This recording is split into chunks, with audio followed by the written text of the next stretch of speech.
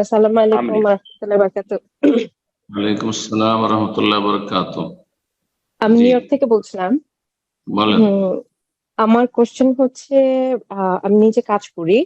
তো সাধারণত আমার ব্রেক টাইম হয় 12:20-এ। তো আমাদের এখানে জোহর টাইম হয় 12:38-এ। এটা হুম, হচ্ছে আমরা আম, মানে ফোনের দেখে পড়ি। জি। তো আমার কোশ্চেন হচ্ছে, একদিন ভুল করে আমি 12:30-টার দিকে নামাজ পড়ে ফেলছি। তো পরে আমি বুঝতেছিলাম না নামাজটাকে আবার আমার পড়া উচিত ছিল বা মানে আহ, সাধারণত আমি তারপরে পড়ি।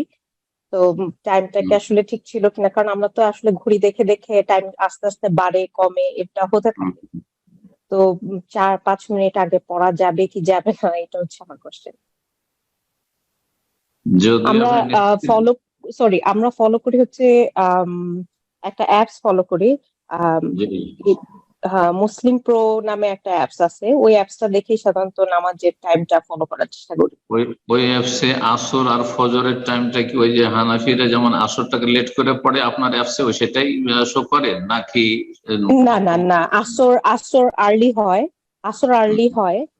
আসর আর্লি হয়ে যায়, কিন্তু হানাফি মাযহাব যদি ফলো করতে যাই, যেহেতু আমি সৌদি আরবে গিয়েছিলাম, তখন দেখেছি তারাও একটু আর্লি পড়েন। সেজন্য জি, এইটাকে ধরেই আমি এইভাবেই, মানে এই ফোনের অ্যাপসটাকে ধরেই সাধারণত আসরটা একটু আর্লি পড়ে ফেলি।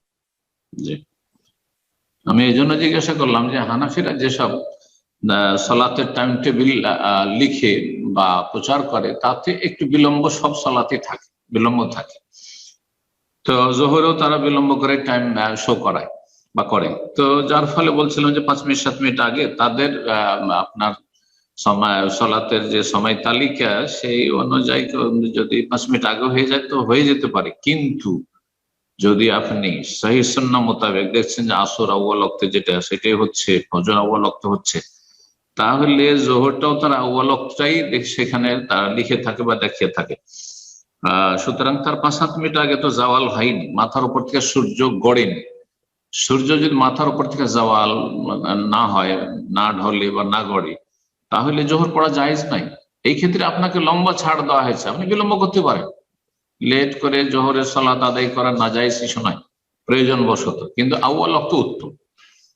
তো আপনি 38-এর জায়গায় 30-এ আদায় করে নিয়েছেন, এটা ঝুঁকিপূর্ণ।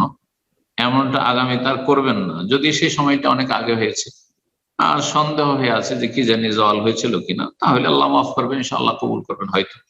কিন্তু যদি এটা 2-4-10 দিন আগের ঘটনা হয়ে থাকে, অল্প সময় গেছে, আর আপনার খুবই বেশি সন্দেহ বা আপনি নিশ্চিত আপনি 12:30টায় সালাত পড়ে নিয়েছেন, অথচ 12:38-এর আগে জওয়াল হয় না বা জোহরের টাইম হয় না, তাহলে পুনরায় সে সলাদটি পড়ে নেবেন। এতে আপনার ইমানের, ইসলামের, সলাতের হেফাজত রয়েছে, আল্লাহর কাছে আপনি মুক্তি লাভ করতে পারবেন, আপনার ফরজ আদায় হবে। জি, বারাকাল্লাহ ফিক।